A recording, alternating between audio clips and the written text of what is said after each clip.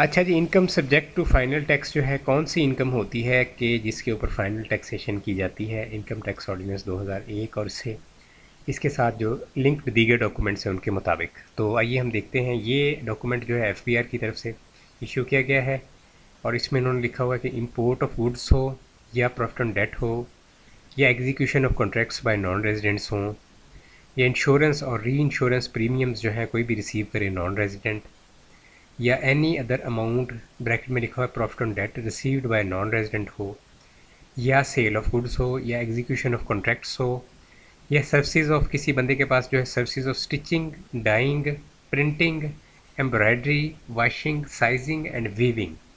ठीक है जी, तो ये 4 5 6 जो है सर्विसेज हों। ठीक है जी, media services by non resident हों, एक्सपोर्ट रियलाइजेशन गुड्स हो। ठीक है जी, export realisation indenting commission हो। ठीक है, एक्सपोर्ट रियलाइजेशन पे इंडेंटिंग कमीशन हो, इनडायरेक्ट एक्सपोर्ट रियलाइजेशन हो, export of goods by industrial undertaking located in export processing zones हो। ठीक है जी, या एक्सपोर्ट ऑफ गुड्स अदर्स हो, प्राइजेज एंड विनिंग्स हो, यानी प्राइजेज और विनिंग से जो आपकी इनकम आती है that is subject to final tax. ठीक है जी, तो ये सारी चीज़ें जो है इनकी income subject to final tax है। और कमीशन और discount on petroleum products, brokerage and commission, goods transport vehicles की इनकम और natural gas consumption CNG stations जो हैं उनकी इनकम।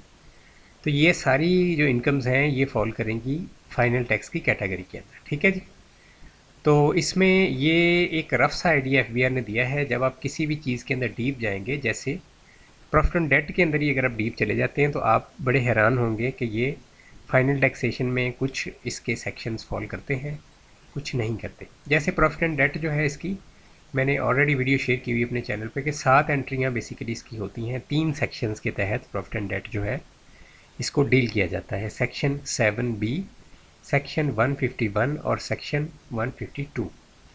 तो इसके अंडर इसकी 7 डिफरेंट एंट्रीज़ होती हैं। डिफरेंट इसकी जो बेसिकली आप कह लें कि स्कीम्स हैं प्रॉफिट एंड डेट की, वो डिफरेंट कैटेगरीज में आती हैं। अब मिसाल के तौर पे सेक्शन 151 में आप थोड़ा सा जाएं तो ये इसकी लुक है, मेरी इस पर वीडियो ऑलरेडी मौजूद है, आप देख सकते हैं।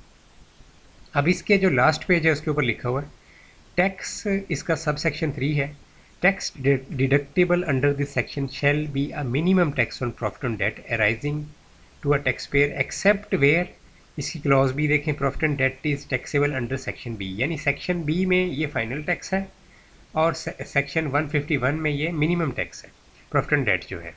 ठीक है, तो जिस सेक्शन के तहत इसकी कटौती होती है तो वहाँ पे फिर ये वेरी कर जाती है, इसका जो है आगे जो जाके इसकी जो मतलब आप कह सकते हैं कि इसकी फाइनल टैक्सेशन है या मिनिमम टैक्सेशन है, तो उसमें कैटेगरी वेरी कर जाती है। ठीक है, अकॉर्डिंग टू सेक्शन, कि किस सेक्शन के तहत आपकी जो है टैक्स की कटौती हुई है। तो ये मैंने आपको थोड़ा सा डीप इसमें बता दिया कि इसमें बिल्कुल ऐसे नहीं होता 100% कि ये इसने एज इट इज़ चलना है।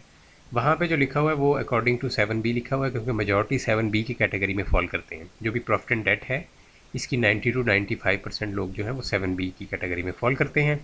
तो उस वजह से वहाँ पे उस लिहाज से इन्होंने लिखा हुआ है कि प्रॉफिट एंड डेट जो है वो फाइनल टैक्स की कैटेगरी में आता है। तो चूँकि मेजॉरिटी इसमें फॉल करती है इस वजह से यहाँ पे इसको फाइनल टैक्स में डाल दिया गया है।